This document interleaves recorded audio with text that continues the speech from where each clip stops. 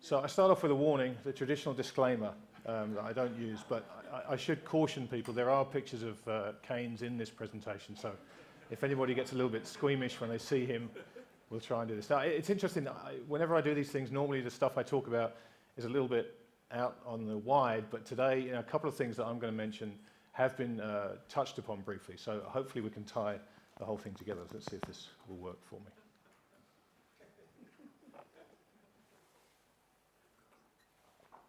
Any sound, guys? No sound? Careful, because it's going to be really loud now.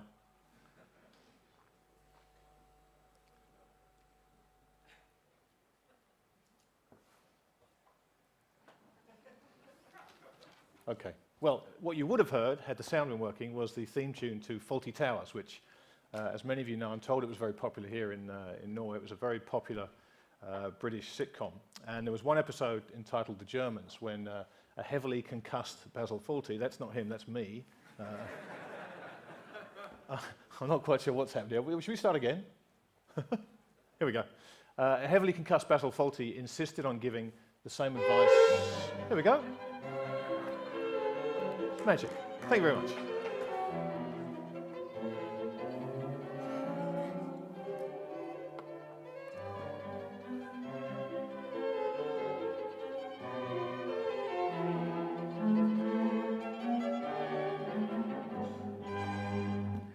It's almost like I can tell the future, isn't it? So that was the theme tune to Fawlty Towers, as we've already discussed. And the episode I was talking about, called The Germans, Basil Fawlty, heavily concussed, keeps giving the same advice over and over to his staff. Don't mention the war. And this is advice that he himself fails to follow to spectacular effect. And I'm like Basil, I'm going to ignore that, and I'm going to talk about a few wars. Some of them past, some of them potentially future. And I'm going to begin, as I tend to do these things, by going back a couple of hundred years.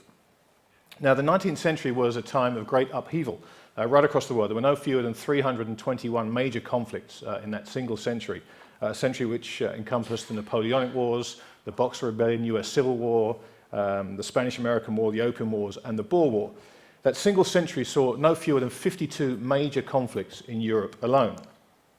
Britain, as the world's preeminent superpower of the time, was involved in an astounding 73 conflicts in that single 100-year span. France, they fought in 50 wars, and Spain contested 44. How crazy was Europe in the 19th century? Well, Britain and France fought on the same side in 6 major conflicts. The Spanish and the French sided together on 9 separate occasions, and Britain and the Spaniards found themselves in alliance in 7 different wars. However, Britain and France fought no less than 8 separate wars between 1803 and 1815. The French and the Spanish battled each other on 4 separate occasions, and the Spaniards and the British were at each other's throats 6 times. And people wonder why the EU is such a tricky proposition. The serious point, though, is that once it comes to war, former alliances count for nothing. Anyway, as the 19th century made way for the 20th, Jan Bloch, a Polish banker, wrote a book entitled Is War Now Impossible?, which was inspired by the crushing defeat of the French army by the Prussian-German alliance in 1870. Now, in it, he predicted that the lightning wars of the past, where cavalry ranks and infantrymen fought hand-to-hand combat and decided victory and defeat in short and very brutal fashion, were to be replaced by drawn-out, grinding trench warfare. It's a cheerful read if you ever want to read it. It's great fun. But despite these dire predictions, the first decade of the 20th century was blissfully peaceful. There were no conflicts anywhere on the European continent between European powers. But by the time 1910 rolled around, political tensions were rising across Europe. The Franco-Prussian War, which had so inspired Bloch, had led to the creation of a German empire. The ascension of Wilhelm II to the throne in place of arch-diplomat Otto von Bismarck had led to Germany becoming more bellicose. Russia had lost most of its Baltic and Pacific fleets in the Russo-Japanese War of 1905, and that had led to a revolution. And that defeat in the Far East for the Russians forced the country to turn its attentions westward, towards the Balkans, a place which it eyed very greedily, along with its old rivals, Austria-Hungary. Meanwhile, in 1907, Britain and France had signed the Entente Cordiale, which finally put to bed 1,000 years of basically continuous conflict between the English and the French. Or when I say put an end to it, it basically reduced the warfare between the two to bouts of French impoliteness countered by bouts of tutting by the British. In 1908, Austria-Hungary had annexed Bosnia-Herzegovina, and in 1912, Serbia, Greece, Montenegro, and Bulgaria formed the Balkan League to challenge the Ottoman Empire. Now, after some classic infighting when Bulgaria turned on its allies, only to be defeated within a month, the Balkan League emerged victorious. And this was a problem. This victory disturbed Austria-Hungary, who feared nothing more than a strong Serbia on its southern border. So here's where Europe stood in 1914. Great Britain, her power receding, was struggling to play the role of the world's policeman. Newly industrialised and ruled by a very nationalistic ruler, Germany was puffing out its chest to the rest of the continent. And good old France was in steady decline still, and no doubt painfully reliant upon her old foe, Great Britain, for support. And yet, with geopolitical turmoil everywhere, the man in the street was remarkably sanguine about the state of the world. The projects and politics of militarism and imperialism, of racial and cultural rivalries, of monopolies, restrictions and exclusion, which were to play serpent to this paradise, were little more than the amusements of his daily newspaper. Now, those words were written by none other than everybody's favourite economist, John Maynard Keynes, in his book, The Economic Consequences of the Peace, a publication which made him a household name right around the world. And it's a sad indictment on today's society that in order for a modern-day economist to achieve Keynes's level of peace, he'd basically have to become a serial killer or marry a Kardashian. But if we go back to Europe in 1914, and despite the numerous mounting problems, as Keynes had pointed out, everyday life went on as normal. And the men and women of Europe in general, and the UK in particular, assumed that nothing untoward would happen. The politicians would just find a way of getting it all sorted out. And then on the 28th of June, 1914, amidst all these known knowns, a young man called Gavrilo Princip stepped up to a passing car in Sarajevo and with a single shot became a black swan that changed the course of history. Now, we don't have time to go into World War I at this point in the narrative. Anyway, I'm told there have been a few books written on the subject. But suffice to say, Bloch's sombre prediction of grinding, drawn-out trench warfare turned out to be uncannily accurate. Now, after 4 years of war that tore the world apart like never before, a peace was finally reached. But it was a peace about which one man in particular was somewhat vociferous in his condemnation. Okay, calm down, people, calm down. Anyone that's nervous about Keynes, let's just sort that out for you. That normally calms people down a bit. Now, Keynes had left Cambridge University to work at the Treasury in 1915, and he'd been handpicked to attend the Versailles Conference as an advisor to the British government. He was staunchly against reparations of any kind and advocated the total forgiveness of all war debts. Go figure. But in the event, his advice to focus on an economic recovery was completely disregarded, and Keynes resigned in fury, returned to Cambridge, and went and sat in his garden scribbling furiously in his notebooks. And in just 2 months, Keynes wrote the book that would make him a household name around the world, The Economic Consequences of the Peace. And in that book, he was highly critical of the peace that was struck at Versailles, and he said he was sure it would lead to further conflict in Europe. He described it as a Carthaginian peace. The three major figures on the Allied side of the negotiating table at Versailles were President Woodrow Wilson of the USA, President Georges Clemenceau of France, and Britain's Prime Minister David Lloyd George. Wilson wanted what he called a fair and lasting peace, which was based upon his famous 14 points plan, and would create a League of Nations, which was a forerunner to the UN, and reduce the armed forces of all countries. The French, well, they were just pissed, understandably. They wanted Germany to be punished, and they proposed severe reparations alongside punitive confiscation of land, arms, industry, and even people. Lloyd George was caught between a rock and a hard place. Privately, he agreed with everything that Wilson proposed, but public opinion in Britain dictated that he side with Clemenceau. Now, on the other side of that table, obviously, was Germany. And in truth, if you base it purely on the numbers, Keynes's claims about the nature of this peace are very hard to dispute. Germany was forced to pay £6.6 billion in reparations. Now, to put that into perspective, that's about £320 billion in today's money, or $500 billion. Now, if you want a little bit more perspective, the amount of money that Germany was forced to pay back after World War I, an amount so severe that it led, as we'll see shortly, directly to World War II, was conjured up out of thin air by the Bank of England, inflation adjusted, I ought to stress, in just 33 months between January 2007 and September 2009. But there's more. Along with those reparations, Germany lost 13% of its land, 12% of its population, 48% of its iron ore production, 15% of its agricultural land, and 10% of its coal, which was given directly to the French. Along with that, the German army was cut to 100,000 men, the navy to 36 ships and no submarines, and it was forbidden from ever having an air force again. The peace hammered out at Versailles would end up having grave consequences just 20 years later, as the economic straitjacket into which Germany had been buckled enabled a firebrand former corporal in the Bavarian army to seize control of the country and once more plunge the world into the darkness of war. Now, alongside warfare, there are few things that affect a greater proportion of a nation's citizens than economics. And as hard as it is to believe, given today's apathy towards the subject, before the advent of cable TV, the study of economics was the stuff of rock stars. Until Sismondi's Nouveau Principe d'économie politique was published in 1819, classical economists had either denied the existence of the business cycle or blamed them on external factors, chiefly amongst them, funnily enough, being war. In 1860, the French economist Clément Juglar had identified repeating economic cycles which lasted 7 to 11 years, and Joseph Schumpeter had expanded upon Juglar's work by identifying 4 separate stages within the Juglar cycle: expansion, crisis, recession, and recovery. Now, these 4 stages form what is understood in the modern world to be what we used to lovingly refer to as the business cycle. And I say used to because half of the business cycle has been abolished by the Federal Reserve for reasons that we'll come to shortly. However, in 1920, just 1 year after the Treaty of Versailles was signed, a Russian economist called Nikolai Kondratyev founded something he named the Institute of Conjuncture, not conjecture, conjuncture, at which he and a team of fellow economists studied conjuncture, or business cycles. And this was with a particular focus on the long waves that they identified within those cycles. Now, over the years, there's been a tremendous amount of debate as to the usefulness of such long-term prognostications, but there's one very good reason why I, and many others I think, believe that there's significant advantage to be gained through the study of long wave cycles, and it's this, which I have to say is plenty good enough for me. Now, Kondratyev, being a Russian, of course, took the long view. He took Schumpeter's 4 stages and equated them to the 4 seasons in a calendar year. Once he'd identified what he felt to be the correct length of each spring, summer, autumn, and winter, Kondratyev had his wave. And as it turned out, that wave ran for approximately 53 years. In 1925, when he published his book, The Major Economic Cycles, using existing data, Kondratyev overlaid the wave on world history and projected it forward, meaning that, as far as the Kondratyev wave goes at least, everything for the last 89 years has been conjecture on his part, not conjuncture, conjecture. How did he do? Well, as it turns out, surprisingly well. Kondratyev nailed far too many major turns to have his work simply dismissed. And as it turned out, his most recent turn into winter came in 2000, or, for those of you who measure the passing of time by such things, precisely at the moment the tech bubble burst.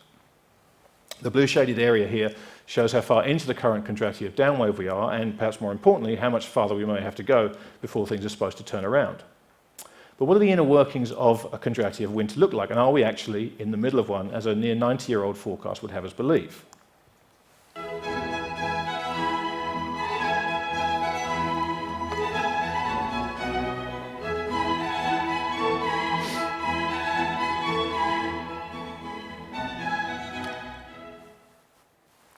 The 4 seasons in a Kondratyev wave are broken down, like Schumpeter's cycles, and characterized by the phenomena usually seen during each specific phase of the full cycle.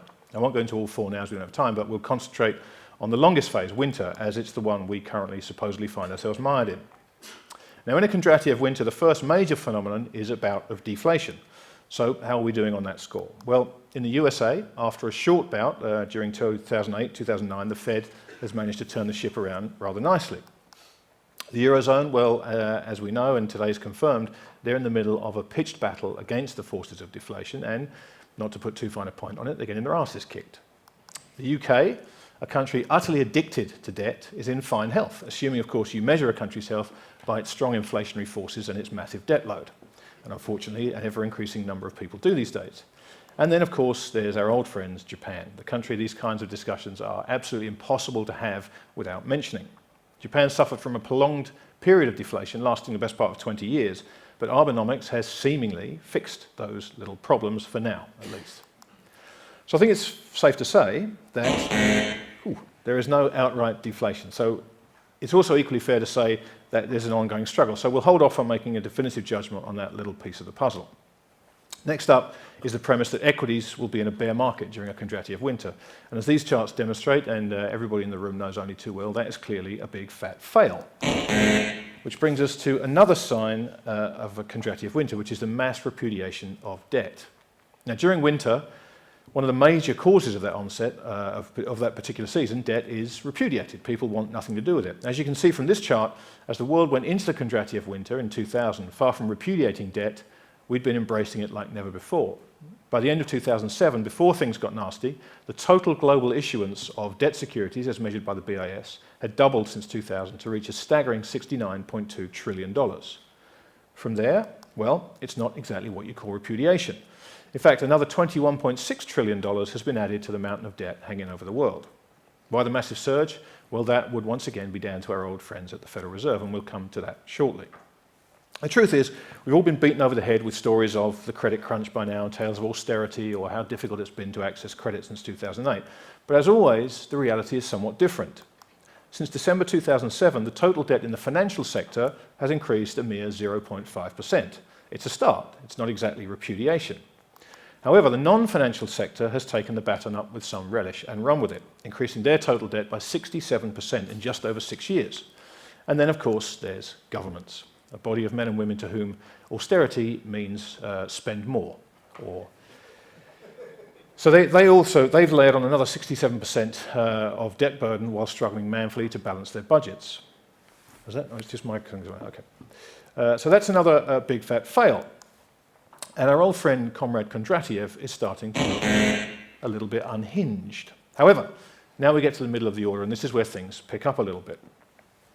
Bankruptcies, well, they spiked in 2005 as people rushed to declare themselves bankrupt before a new set of rules came in that would make it harder to do so. The new rules slashed personal bankruptcy filings by 75% in 2006, but guess what? Up they went again straight afterwards, this time on a far steeper trajectory than that prior to the alterations to the rules. So, finally, I'm taking that one. Banking crisis, you've got to give me that one, and obviously I'm taking the credit crunch, which brings us nicely to rising interest rates. Now, is there anybody in the room old enough to remember those? Anybody? No, I didn't think so. Of course, rates have been falling and then falling some more for decades now. And let's face it, as the major tool available to help supposedly smooth out the business cycle, you'd expect this chart to look somewhat more cyclical in nature. Many people assume that once rates got to zero, they couldn't go any lower. How could we be so foolish? Zero is only the lower bound in interest rates in the real world, but we now live in this central bank created fantasy land, so the normal rules don't apply. Either way, sadly, I have to stick another one in the fail column. Currency crises, well, there's been plenty of those since the turn of the century, including several bubbling away right now in places like Russia and Ukraine and Belarus. So I'm taking that one too, which just leaves a rising gold price. Now, it seems a long time ago for those of us who believe in the value of holding gold that it rose year after year. But from the beginning of the Kondratyev winter, gold climbed relentlessly. And even though the setbacks of the past couple of years have put a dent in that, that's not enough to steal this one from me. We can wrestle outside, but I'm taking it. So there you have it. It's close, and it's hardly conclusive, but by a narrow majority, it looks as though we are in a Kondratyev winter. However, the fact that the score is so close is actually a little bit misleading. So let's take a look at the missing ingredients and see if they have anything in common. Now, the misses, deflation, equity bear markets, debt repudiation, and rising interest rates are all, of course, inextricably linked. They all flow directly from interest rate policy. Rising interest rates generally dictate that equities enter bear markets, deflation becomes a threat, or at the very least, inflation becomes less of one, and debt is discharged or defaulted upon. Of course, the policy of the Fed has been one of lowering rates consistently and at the first sign of any trouble in the economy, trouble that used to be called a normal part of the business cycle. And those falling rates have had a predictable effect on equities, debt, and inflation. Falling interest rates. Every central banker's first, and until recently, last line of defense against the downward part of the business cycle. By lowering rates to zero, and thereby staving off those three important facets of the Kondratyev winter, the Fed and its cohort around the world have, optically at least, made things look as though they're not so bad. But even interest rates are beholden to the law of diminishing returns. And as the zero bound is reached, and the effect of another marginal cut in rates diminishes to virtually zero, new measures are called for. Those new measures have largely been in the form of quantitative easing these past few years. But even magic money, conjured out of thin air, has its limits in terms of effectiveness, which is why the Europeans are now experimenting with negative interest rates. The longer this goes on, the more desperate the measures become. And the question, of course, is why? And the answer has its roots in another peace treaty of sorts that again involved Keynes, this time the Bretton Woods Agreement, which was thrashed out at the Mount Washington Hotel in New Hampshire right after World War II. Now, that agreement, like that at Versailles in 1919, went against the recommendations of Keynes. It established the IMF and the World Bank and cemented the dollar's status as the reserve currency. It also ushered in an era of unprecedented economic peace, as a quarter of a century passed between the signing of the Bretton Woods Agreement and the oil shocks of the 1970s. That economic peace, however, would have far-reaching consequences. Now, if we take a look at the growth of both credit and GDP in the US after World War II ended, we see a remarkable story unfold. Now, clearly, credit growth has accelerated away from real growth, and the reasons for that acceleration are clear if we add in a few additional pieces of information. Firstly, we'll add our old favourite, the Fed funds rate. And as you can see here, from the end of World War II, both credit and GDP grew in lockstep. So what changed? Well, of course, the soundness of money changed. In recent weeks, the speculators have been waging an all-out war on the American dollar. Accordingly, I have directed the Secretary of the Treasury to take the action necessary to defend the dollar against the speculators. All-out war, huh, Dick?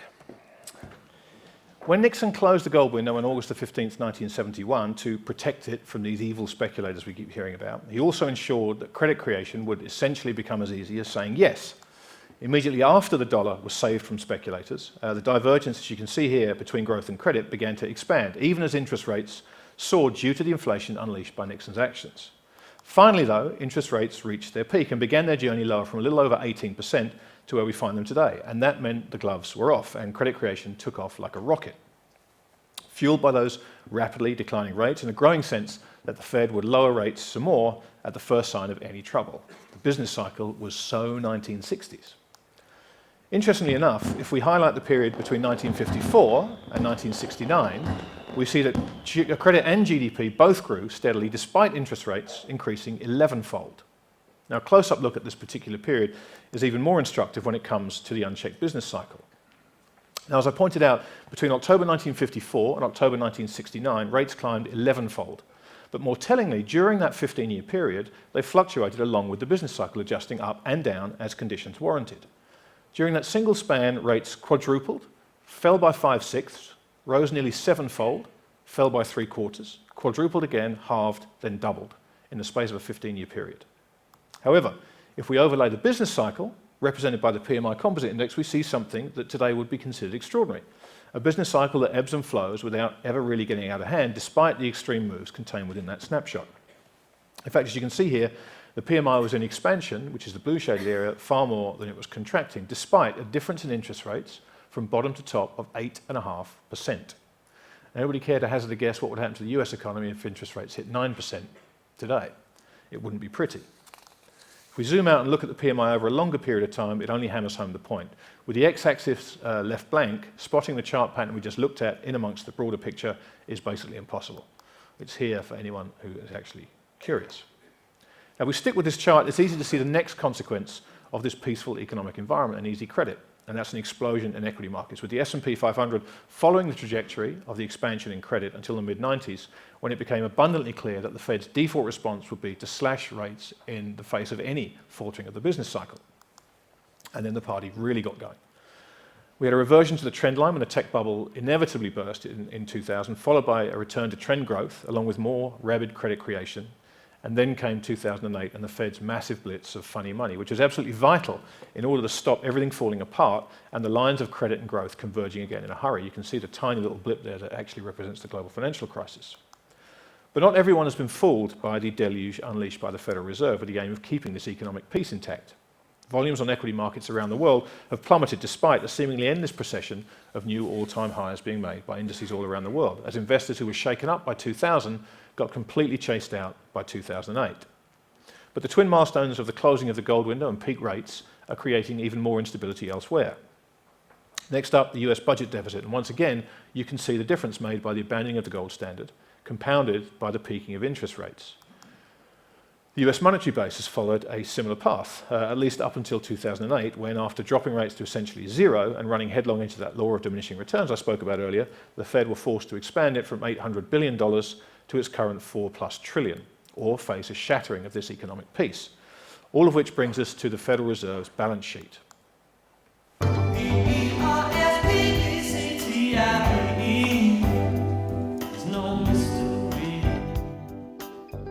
Now, the cost of maintaining this economic peace is staggering, beyond anything we thought we understood just a few short years ago. Assets on the Federal Reserve balance sheet now stand at over $4 trillion, as opposed to the $925 billion they owned on September the 10th, 2008. But it's when we add the Fed's total capital to this chart that things get a bit more interesting. It looks okay, yes? Right up until the point where you look at the y-axis on the right-hand side of the chart.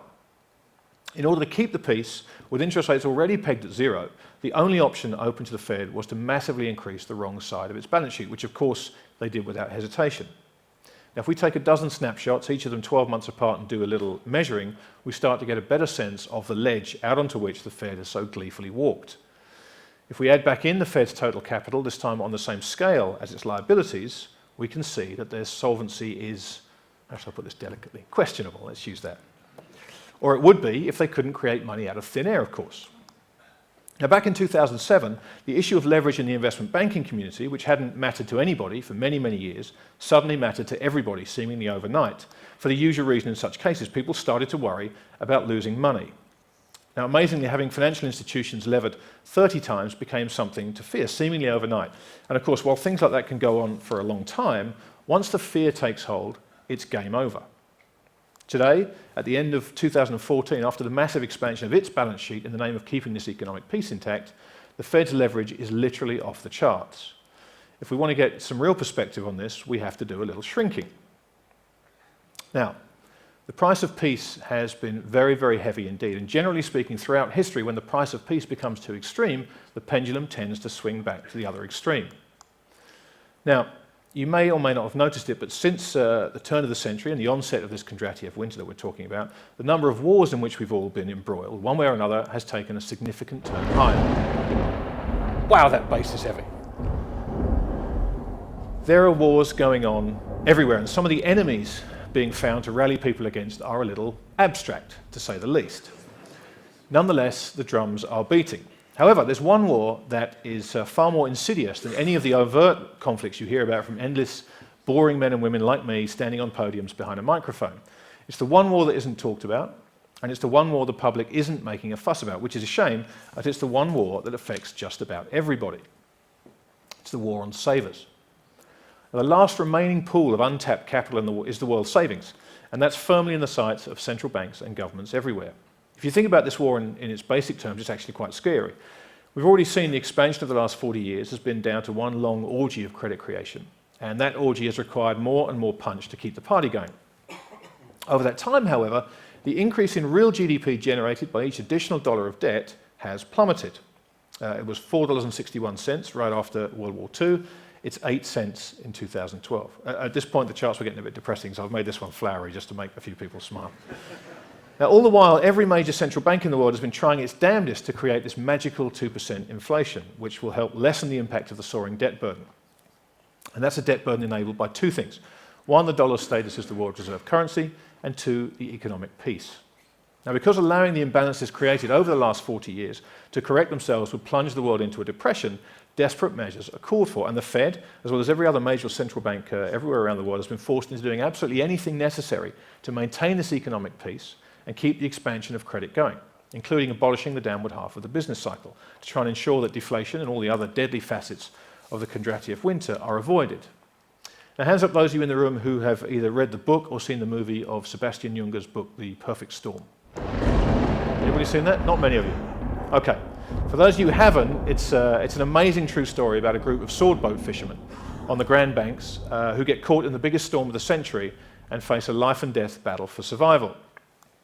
In the climactic scene, ruggedly handsome skipper George Clooney, who it has to be said looks nothing like anybody I've ever seen holding a fishing rod, and ruggedly handsome fisherman Mark Wahlberg, ditto, having battled 100-foot waves for hours, finally catch a glimpse of the sunlight, and they think they've made it to the other side of the storm. Immediately, though, the sunlight disappears, the skies darken, and they realise that they're back in the middle of the maelstrom once again. Worse still, they find themselves faced with one more giant wave 150 feet high. Clooney guns the boat's weary engines, and they try desperately to climb the near-vertical face of this wave. But as they near the top, the forces of nature are simply too much for the boat, and it plunges down the face of the wave, is turned over, and vanishes forever. The Fed, the Bank of England, the Bank of Japan, the ECB, they're all on the face of that wave, gunning the engines for all they're worth and running into diminishing returns everywhere they turn as this suffocating debt load threatens to overwhelm them. 0% rates, QE1, QE2, QE3, Operation Twist, ABS purchases, the doubling of the Japanese monetary base, and now negative interest rates. They've tried everything, and this wave continues to rise up to meet them. At some point, maybe soon, the forces of nature that drive the business cycle will overwhelm their ultimately futile efforts. Meanwhile, in the background, the continuing stealth efforts to create this inflation with the aim of getting citizens to pay for government profligacy continues apace. Keynes was never more right than when he identified the pernicious effects of inflation, and today's disengaged society just makes the task that much easier. Kondratyev's research into cycles turned up another extraordinary phenomenon that further cemented the link between economics and war. It became apparent that those same 53-year economic cycles could be relied upon to mark major conflicts as well as major economic turning points. Now, as you can see, the bad news is that these long-wave cycles are uncannily accurate at predicting major conflicts. But the good news is we seem to be right in the middle of the cycle, which would suggest that we are as far away from a major conflict as we could be. But, of course, just as Kondratyev expanded upon Juglar and Schumpeter's shorter cycles to find the larger wave, the process works in two directions. And so within that 53.3-year cycle is a shorter 17.7-year cycle, and the news from that one isn't quite as good, I'm afraid. Now, war and economics have always been inextricably linked, and they will forever remain so. If you're not used to that idea, then you need to get used to it, and you need to get used to it quickly. The worse the economic situation gets, the higher the likelihood of a conflict. That's been the case since the dawn of money, and it's true today, regardless of the fact that most people firmly believe that a major war is now impossible. Now, remember this slide from what probably seems like about 2 hours to you guys. It showed the geopolitical state of the world right before the outbreak of World War I. Now, exactly a century on, the echoes of the past are too loud to simply ignore. For the UK, the world's policeman at the time, you can safely read the USA. Germany has morphed into China, and the French have been replaced by the Japanese as our fading giant. And we even have our own Uncle Maynard. Oops, there we go. Let's sort that out, just in case. Sorry. And not only is the big picture eerily reminiscent of 1914, but if we dig a little deeper into the detail, we find that, though the names have changed, the mechanics that make up the world today are a little too close to comfort of those of 1914. Territorial claims, religious unrest, heavily armed, unstable nations, proxy wars, terrorism, and above all, complacency. But it doesn't end there, I'm afraid. Fear in the West over the growing economic strength of China, China's own desire for a much bigger role on the world stage, globalization, increased tourism, are all prevalent, as is the general assumption that war is unthinkable. And there's that word again.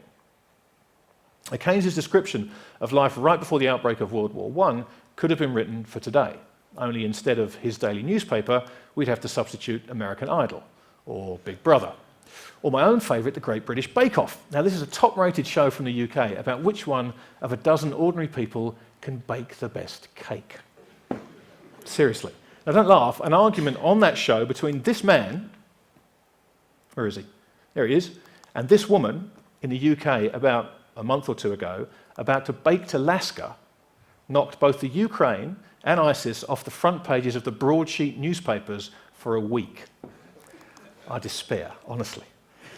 Now, the Treaty of Versailles ushered in an era of peace after World War I, but that peace was short-lived because from an economic standpoint, it heaped enormous pressure on Germany, pressure that was enough to drive the Germans back to war just 20 years after its signing. The Bretton Woods Agreement, a new financial system recognized as being so crucial, it was hammered out while the world was still at war, demonstrated that the lessons of Versailles had been learned to a degree and that the importance of money in relation to warfare was understood. Its signing began an era of economic peace that lasted a quarter of a century, but that too began to fray in the early 70s as the dollar came under pressure from those evil speculators. And I should probably interject that by evil speculators, what Nixon meant was the de Gaulle administration of France, who were swapping their dollars for gold as they were perfectly at liberty to under the Bretton Woods Agreement. But I digress. Now, in order to keep that peace, America was forced to renege on the Bretton Woods Agreement. But by doing so, the money spigot just got open wide, and they embarked upon this era of credit creation, which just got more extreme the more it continued consequence-free.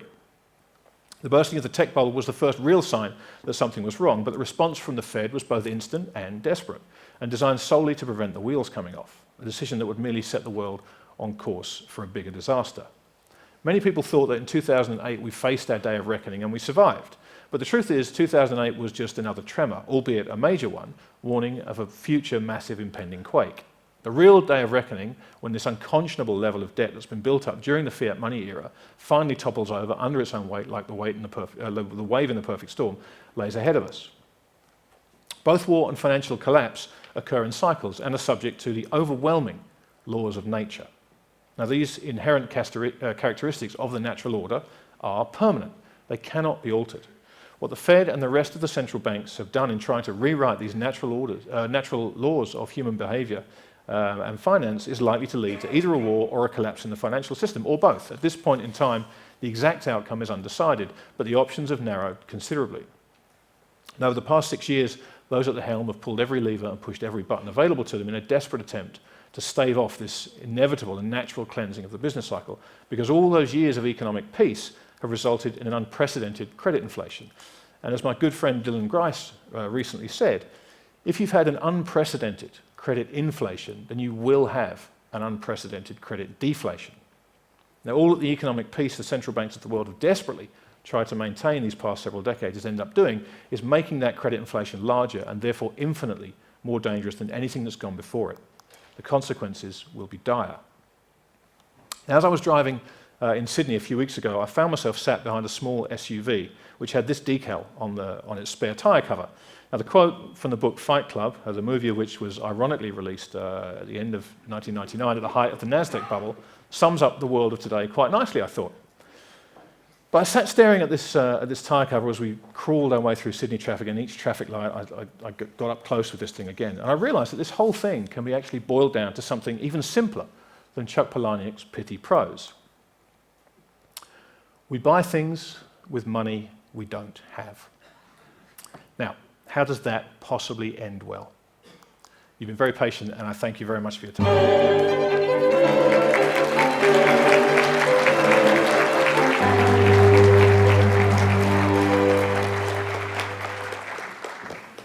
Thank you, Grant, for that tour of the world and the great economists. I only have actually one question. Shoot. And that's how you're also an advisor for the Vulpes Investment Fund. So, adding all up this, where should people put their money in? Well, we've watched these markets, bond markets, equity markets. When we talk about markets, we're talking listed markets, just become more and more, we think, stretched over the last couple of years. We've gradually been exiting markets and moving our money into assets. We've bought farmland, we've bought real estate, and we still think there are pockets of value that, in those around the world. We've got a healthy allocation to cash because we think just from an asymmetric risk basis. And I work for a guy who ran a volatility fund through the crisis. He was long volatility and short credit and made an awful lot of money. So his investment thesis is really governed by those asymmetric risk payoffs. And we just think that there's a very negative asymmetric risk profile to being in equity markets at these levels, and particularly government bonds.